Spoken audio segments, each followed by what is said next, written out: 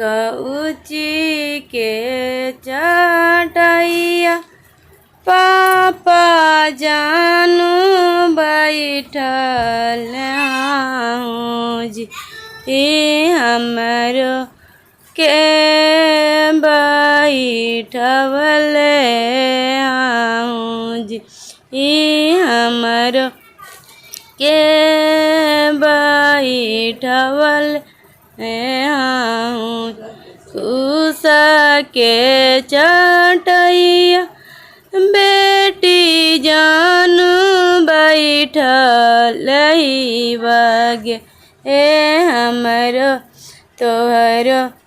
के बैठवल कउची के छतिया पापा जानू कैले